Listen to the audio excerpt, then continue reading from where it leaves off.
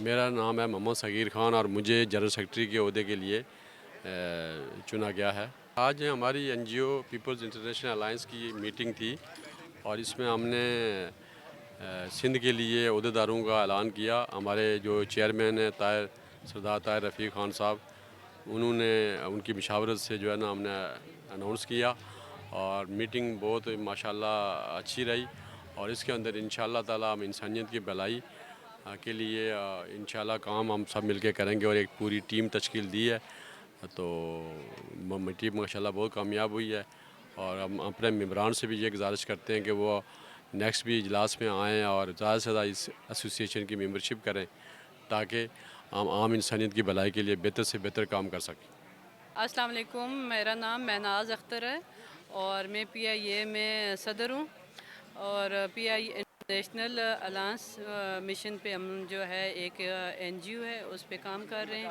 اور ہمارے جو چیئرمین صاحب ہیں وہ سردار رفیق صاحب ہیں کینیڈا سے۔ اور این جی اوز کا کام یہ ہے کہ جو ایک انسانیت پہ جو کام کیے جاتے ہیں لوگوں کی ہیلپ کے لیے، لوگوں کے کسی بھی مسائل میں، یہ نہیں کہ صرف اپنے مسلمانوں کے لیے ہم کام کریں گے، ہم ہندوؤں پہ بھی کام کرتے ہیں، کرسچنوں پہ بھی کرتے ہیں، غیر مذہب بھی کوئی بھی ہوتا ہے، صرف انسانیت کے ناطے جو بھی کام کرنا، ہم نے انسانوں کو دیکھنا، اللہ تعالیٰ کی بنائی ہوئی انسانیت کو دیکھنا ہے، اس میں چاہے کوئی بھی کسی مذہب سے بھی تعلق رکھتا ہے۔ تو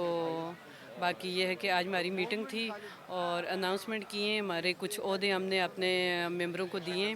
اور